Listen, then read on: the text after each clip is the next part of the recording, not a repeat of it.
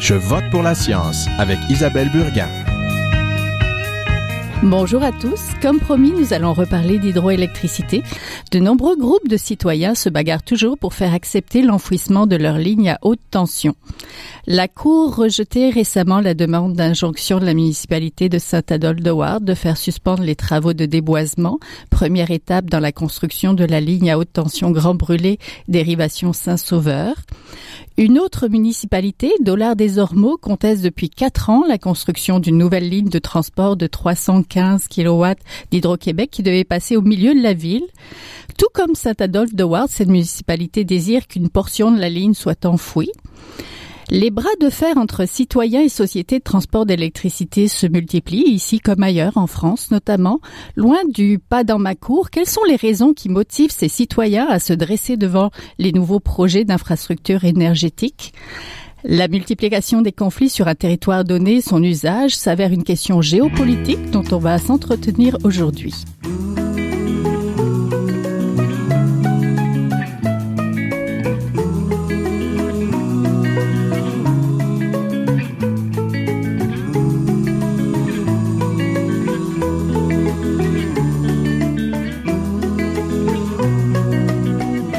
Pour parler d'infrastructures énergétiques et de géopolitique, nous retrouvons nos invités. On a en studio Sarah Perrault, membre du comité aviseur de la municipalité de Saint-Adolphe-de-Ward et représentante de la municipalité au comité technique régional et journaliste scientifique. Bonjour. Bonjour. On a aussi Gabriel Oprovici, résident de Dollard-des-Ormeaux depuis, je pense, 2001. 2001. Sa propriété est située à moins de 20 mètres de la nouvelle ligne de transport d'Hydro-Québec. Il est un membre fondateur du groupe construisez là sous la terre DDO, Build It Underground DDO, c'est ça? Oui. Bonjour. Bonjour. Et nous sommes en compagnie aussi de Lucie Roudier, étudiante au doctorat de géopolitique au Centre de recherche d'analyse géopolitique de l'Institut français de géopolitique. Bonjour. Bonjour. Pour votre thèse, vous vous penchez sur les conflits et les stratégies liées aux aménagements d'infrastructures de transport d'électricité. Donc bonjour. Tout à fait. Bonjour à tous les trois. D'abord, peut-être, Madame Perrault, vous avez organisé une autre manifestation devant le siège d'Hydro-Québec en décembre. Oui. Malgré l'avancée du projet et le début du déboisement, l'opposition citoyenne ne s'est donc pas éteinte. Loin de là. En fait, ce qu'on constate, c'est que ce qui était une contestation de la municipalité au départ est devenu maintenant une contestation de l'ensemble de la région des Laurentides. Je pense que c'est important de le rappeler qu'il y a eu une résolution adoptée par le conseil régional, le conseil des préfets de la région des Laurentides, qui regroupe 8 MRC, donc 76 municipalités. Ce sont 600 000 résidents permanents des Laurentides qui demandent au gouvernement de prêter à la région des Laurentides la même écoute qu'il a eue pour la région de l'Estrie où on a accordé l'enfouissement sur 18 km dans le cadre du projet Norton Pass. Monsieur Oprovici, ça fait 4 ans, que vous vous opposez au projet de ligne haute tension. Là, vous en êtes où? Mais pratiquement, c'est pas juste moi ou notre groupe, c'est toute la population, inclusivement la mairie, qui nous supporte. Il y a eu des élections, mais l'opposition est là encore, il reste encore aux lignes aériennes. Il faut bien mentionner qu'on s'en oppose pas aux lignes de transport, c'est juste aux lignes aériennes. On demande vraiment un enfouissement de ces lignes. C'est sûr que la prochaine étape qui nous reste, la seule étape qui nous reste, c'est la Cour suprême de Québec. Alors, on est en train avec des avocats pour étudier le dossier, pour y aller dans la Cour suprême. On a essayé pratiquement toutes les moyens possibles. On a fait même un recours à la régie de l'énergie. La façon qui a été faite, c'est vraiment une façon type bulldozer. On connaît la façon de faire Hydro-Québec avec les citoyens. Et on prépare ça. On n'a pas de choix. On attend aussi les élections provinciales pour voir qu'est-ce que ça va passer. Madame Roudier, votre thèse s'intitule « Enjeux géopolitiques liés au développement des ouvrages de transport d'électricité dans un contexte de transition énergétique, innover dans le champ de la participation du public. Quelle est l'efficience des expérimentations démocratiques portées par des maîtres d'ouvrage ?» Une comparaison France-Québec. Où en êtes-vous, de votre thèse? Écoutez, j'en suis à la fin de la 3e année. J'ai donc quasiment terminé ce que l'on appelle les terrains d'études. Il s'agit en fait tout simplement d'aller sur le terrain, de rencontrer les personnes que l'on a identifiées et ensuite d'essayer d'en tirer l'analyse la plus objective qui soit pour expliquer pourquoi et comment les personnes qui s'opposent à ces projets, essayer de raccrocher ça à un contexte plus large qui peut être celui de la transition énergétique. Donc j'en suis là, je suis en train de terminer en fait ces terrains d'études et s'en suivra évidemment une période assez longue de rédaction. Donc il me reste encore, je dirais, une année. Oui, c'est des terrains d'études en France et au Québec. Quels sont les points communs de ces oppositions citoyennes? Qu'est-ce qui les motive? Alors je dirais que ce à quoi j'ai assisté depuis le début de ma thèse, ce sont des oppositions. Alors il y a évidemment plusieurs raisons, mais si je devais lister les points communs principaux, je dirais qu'il y a une remise en question du modèle énergétique dans lequel ces ouvrages se développent. La question de la transition énergétique soulève un certain nombre de questions en France, mais pas seulement. Au Québec, la remise en question de ce modèle, ça pourrait être la remise en question du développement des grands barrages hydroélectriques dans le nord du Québec, par exemple, ce qui est un point commun frappant. Je dirais sur l'ensemble des projets que j'ai étudiés là jusqu'à présent, c'est le sentiment d'injustice que génèrent ces ouvrages. Alors ce sentiment, il s'exprime pas toujours de la même manière. Par contre, il est un point commun indéniable. J'ai très souvent entendu écoutez, nous on subit les impacts négatifs alors que ce sont des ouvrages qui vont bénéficier à des personnes qui n'auront pas le pylône, n'auront pas les lignes électriques dans le champ de vision, par exemple. Ça peut s'exprimer de cette manière-là. Il y a des territoires qui l'expriment aussi dans un sentiment de ce que j'appelle le trop c'est trop, que j'ai par exemple entendu à Saint-Adolphe où plusieurs personnes m'ont dit écoutez, on a déjà 2 lignes à 735 qui passent sur la municipalité, il est peut-être temps que l'on partage en fait ces impacts négatifs.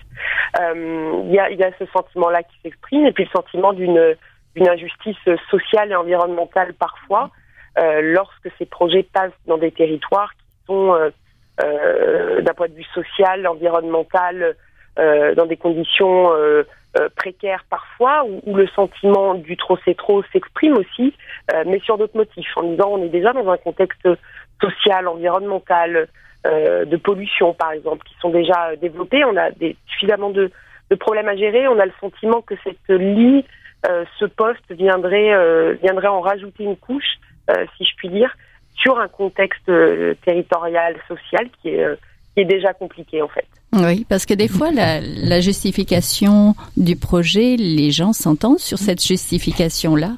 C'est plutôt de comment on fait. Par exemple, Monsieur Oprovici, votre groupe Construisez sous la terre d'EDO n'a aucune objection au besoin de moderniser la sous-station Saint-Jean par rapport aux besoins de la population de l'ouest de l'île. Hein, et on vous a bien expliqué ces dessous-là. Parce que c'est surtout une question de comment on fait le projet. Et on le fait selon le 21e siècle. On utilise pratiquement la même technologie. Ok, les pylônes sont un petit peu plus grands, un petit peu plus solides, mais c'est la même technologie des années 50. Les choses ont évolué depuis ce temps-là.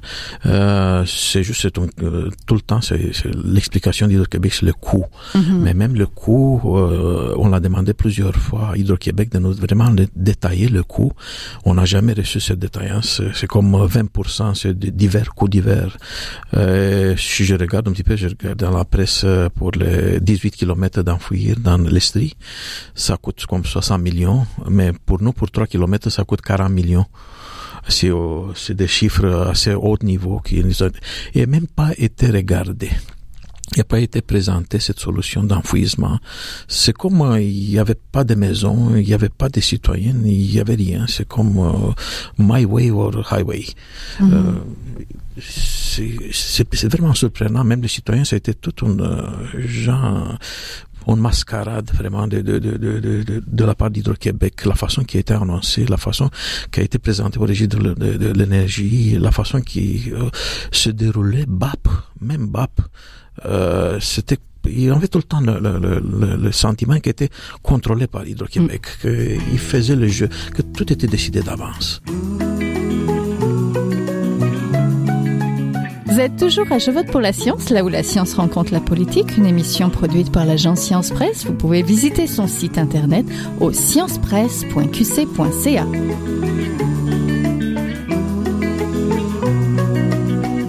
C'est aussi une question de coût, l'argument qu'on vous donne pour ne pas enfouir à Saint-Adolphe-de-Ward. En fait, c'est une question de coût, évidemment, là, qui est avancée d'abord, mais je pense que ce qu'on a fait valoir également, c'est une question de précédent. Monsieur Martel a dit que on risquait de créer un précédent et que l'ensemble du Québec allait demander désormais l'enfouissement parce qu'on accepte d'enfouir à Saint-Adolphe et à Dollard-des-Ormeaux. On a accepté de le faire en Estrie et je pense que c'est important de rappeler, alors qu'Hydro-Québec concluait, étude à l'appui, que c'était préférable que la ligne soit maintenue aérienne pour des questions d'environnement, de coût, de durabilité des équipements. Et donc là, on nous dit ça risque de créer un précédent. Mais en même temps, qu'est-ce que M. Martel a affirmé en 2017? Sur les 400 projets en cours, il y en a que 3 qui font l'objet d'une très forte contestation. Moi, depuis 5 ans que je suis dans ce dossier-là, je n'ai pas vu d'autres mains se lever pour réclamer l'enfouissement. Donc, je trouve que c'est totalement exagéré comme argument et c'est faux de penser que tous les projets de lignes électriques d'Hydro-Québec, de lignes de transport, ont des impacts comparables à ceux en Estrie, à Dollard-des-Ormeaux et à Saint-Adolphe. À Saint-Adolphe, c'est un projet qui ne respecte pas le schéma d'aménagement de la MRC. Il a fallu qu'il y ait un document qui a force de loi, donc ils ont dû modifier ce document-là pour rendre le projet légal, ce qui est quand même pas banal. Ça contrevient à la Charte des paysages, ça contrevient au règlement sur la protection des sommets de montagne. C'est un projet pour lequel ils ont sous-évalué les impacts au départ. Écoutez, à mon avis, c'est un contexte particulier qui mérite qu'on s'y attarde. Mais je partage tout à fait le sentiment des gens de Dollard-des-Ormeaux à l'effet qu'on nous entraîne dans une consultation pour laquelle on réalise à un moment donné qu'on est un peu pris dans une espèce de mascarade. La municipalité a réclamé au départ l'enfouissement. On avait proposé même avec l'aide d'un ingénieur un projet pour lequel il y avait l'aménagement, l'enfouissement d'une partie de la ligne, aménagement d'une piste cyclable, de sentiers de ski de fond, quelque chose de très adapté à la région. Et sincèrement, on a pratiquement ri de nous parce qu'on nous a dit que l'enfouissement, c'était de la science-fiction. Mais ça ne l'est plus de la science-fiction avec le dossier de l'Estrie. Et aujourd'hui, on le sait, les experts sont exprimés la semaine dernière, ce sont les Québécois qui vont payer l'enfouissement en Estrie. On le sait maintenant. La seule différence, c'est que ça ne se reflètera pas sur les tarifs d'électricité, donc on ne saura pas. Oui. Nous, on nous dit non, on peut pas enfouir au Québec parce que ça va se refléter sur les tarifs d'électricité. Mais où est la différence? Cet argent-là appartient quand même aux Québécois, donc on paye. C'est un discours aberrant. Oui. Madame Roudier, vous l'entendez, deux poids, deux mesures. Les citoyens constatent souvent que leurs doléances sont peu entendues et qu'ils ont peu de poids sur la décision finale.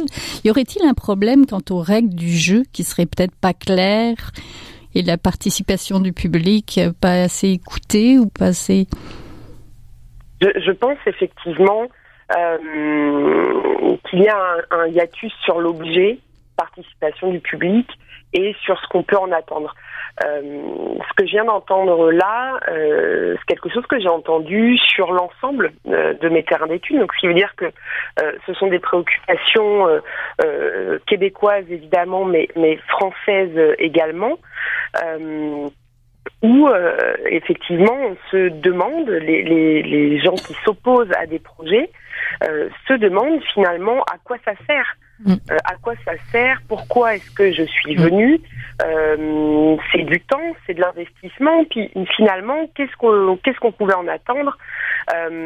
Et ça, c'est quelque chose que j'ai constaté véritablement sur l'ensemble des terrains. Ce qui m'a amené à m'interroger sur effectivement ce que j'appelle les règles du jeu et sur ce dont on va parler. Lorsque un maître d'ouvrage entame une procédure de participation du public ou de concertation, il semble essentiel que les règles soient claires et que chacun sache ce que l'on peut obtenir, de quoi est-ce qu'on peut discuter, quels sont, pour reprendre un terme de maître d'ouvrage, quelles sont les marges de manœuvre qui existent.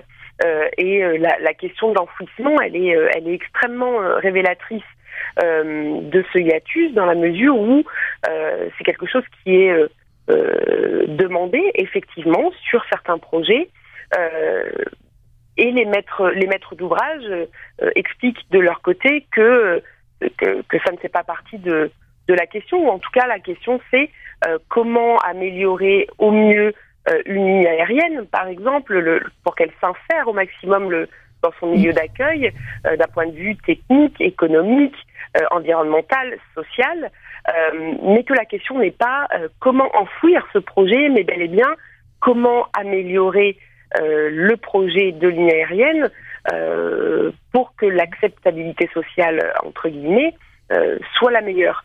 Et ça, c'est véritablement... c'est une vraie question pour l'avenir, je pense. Comment est-ce qu'on peut poser les règles du jeu dès le début d'une instance de participation ou de concertation? Oui, Sarah Perrault, je voulais réagir là-dessus parce que, en fait, nous, notre constat, c'est que quand Hydro-Québec vient pour implanter une ligne dans un milieu aussi sensible que les Laurentides, donc un secteur qui est très habité, très sensible sur le plan, par exemple, de l'importance qu'on accorde au paysage, ben, qu'est-ce qui se passe? C'est qu'ils ont des outils, des méthodes qu'ils doivent normalement appliquer pour localiser leur ligne avec le moins d'impact possible, mais là, ils sont pas capables de les mettre en application. Ils vont, en fait, ne pas les mettre en application du tout pour privilégier plutôt des considérations, à mon avis, géopolitiques qui vont leur permettre d'obtenir en bout de ligne ce dont ils ont besoin, c'est-à-dire les autorisations données par le ministère de l'Environnement, Ressources naturelles et les MRC. Donc, à partir du moment où ils ont besoin de ces autorisations-là qui sont politique, géopolitique, ben là, toutes les considérations environnementales et paysagères, je dirais, sont mises de côté. Et nous, c'est ça qui s'est passé. Et c'est la démonstration qui a été faite par les experts qui ont été mandatés par la municipalité, qui avaient eux-mêmes développé ces outils-là de localisation de lignes. Et ça vient ajouter, je dirais, au sentiment d'injustice des citoyens et des élus de la région. Monsieur Oprovici, vous voulez rajouter un mot aussi? À quoi ça sert d'avoir une mission si on ne le respecte pas? Je veux juste vous lire la mission de Hydro-Québec. Pour être réalisé, les projets de développement d'Hydro-Québec doivent répondre à 3 critères. Rentabilité, acceptabilité environnementale et accueil favorable du milieu. Le seul qui est mis d'avant, c'est vraiment la rentabilité. Mais tous les 2 autres critères sont ignorés totalement. On a plus de 1000 signatures de la population qu'on a demandé à Hydro-Québec d'enfouir les lignes. La population, c'est vraiment une opposition très très forte de la part de la ville et inclusivement la mairie pour enfouir les lignes, mais on est vraiment ignoré total. Oui, dans le cadre du transport d'électricité, il y a aussi des éléments qui entretiennent peut-être la situation de conflit. Les bénéficiaires sont pas les personnes qui subissent forcément les impacts de projets. Il s'agit aussi de projets techniques et complexes. La difficulté aussi de partager des fois la justification, pas dans votre cas, mais des fois ça arrive.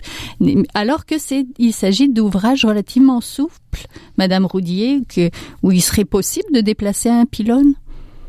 Oui, et c'est tout le paradoxe en fait de ces ouvrages-là, et vous l'avez très bien dit, il y a ce qu'on appelle une disjonction scalaire entre les bénéficiaires d'un ouvrage de transport d'électricité et les personnes qui subissent les impacts négatifs, ce qui crée ou peut renforcer ce sentiment d'injustice. Mais effectivement, je crois que la nature de ces ouvrages en fait des ouvrages particuliers, pas tout à fait comparables avec des lignes à grande vitesse ou des autoroutes auxquelles on pourrait penser spontanément en France ou à des pipelines peut-être au Québec, parce qu'effectivement, et c'est là tout le paradoxe, il est possible d'ajuster un tracé dans une mesure technique, bien évidemment. On ne peut pas faire des angles droits et des zigzags permanents à une ligne, mais il est possible d'en modifier le tracé, et je crois que c'est là véritablement l'un des paradoxes, en fait, de ces ouvrages-là, c'est que lorsque l'on va en concertation ou dans des démarches de participation du public, il est possible de demander à ce que les tracés soient modifiés. Et d'ailleurs, ils le sont de manière assez régulière, à la demande des milieux élus, associations, etc., lorsqu'il est possible de le faire sans entraîner de surcoût. Je vous remercie beaucoup. Donc, on était en compagnie de Lucie Roudier, étudiante au doctorat en géopolitique au Centre de recherche d'analyse géopolitique de l'Institut français de géopolitique, de Gabriel Oprovici, résident de Dollard des Ormeaux, donc, et membre fondateur du groupe Construisez sous la terre des Déos, et de Sarah Perrault, donc, membre du comité aviseur de la municipalité de Saint-Adolphe-de-Loire. Merci. Merci beaucoup.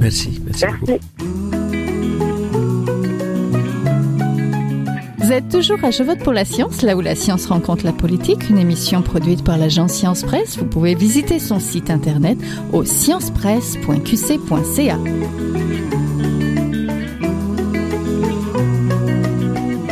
C'est le temps de notre chronique. Nous rejoignons Jacques Kirouac, le directeur de Sciences pour tous. Bonjour. Bonjour. Vous allez nous parler du 24 heures de science, je pense. Absolument. 24 heures de science, c'est un événement qui va en être à sa 13e édition les 11 et 12 mai prochains. Ça a été créé, ça, à partir d'un colloque de Sciences pour tous autour de 2005. Le vrai événement, lui, a commencé en 2006. Les objectifs initiaux étaient quand même assez modestes. Là. On voulait une 50aine d'activités, je dirais à peu près 3 activités par région depuis la première année. Puis on a atteint ça près d'une centaine cette première année-là. C'est-à-dire qu'on a déjà dépassé nos objectifs la première année, puis ça a continué d'augmenter jusqu'à on dépasse les 400 présentement. On est présent dans toutes les régions du Québec, les 17 régions. Le 24 heures, c'est aussi une proposition d'activités scientifiques extrêmement diversifiées. Là. Ça va de la recherche de fossiles de centaines de millions d'années qu'on fait à la prairie, à l'observation astronomique en passant par la visite de musées, d'aquariums et de zoos. Nous autres, ce qu'on veut faire avec ça, c'est une rencontre directe entre le grand public et les scientifiques. On en profite aussi pour participer à l'événement l'Odyssée des sciences, qui est le pendant pan-canadien du 24 heures de sciences, qui existe depuis à peu près 3 ans, lui. Alors, on s'est associé en collaboration avec le Conseil de recherche en sciences naturelles et génie du Canada à l'événement Odyssée des sciences pour faire en sorte que il y ait de la science entre nous autres, on commence le 11 et ça finit vers le 20. Parce que du côté canadien, ils font une semaine. Nous, on fait 24 heures. Alors, c'est pour ça que on voulait s'associer quand même avec eux autres. Puis c'est pour tous les publics là, de tous âges, là, pour des activités à caractère familial, pour des activités en milieu scolaire. Puis c'est ça que je voulais dire pour l'Odyssée, c'est que nous autres, on fait un 24 heures, ça part du vendredi midi au samedi midi. Mais évidemment là que depuis qu'on a commencé, on appelle ça aussi 24 heures et plus pour être capable de greffer à l'événement des choses un peu avant puis un peu après. Fait qu'on prend presque toute la journée du vendredi.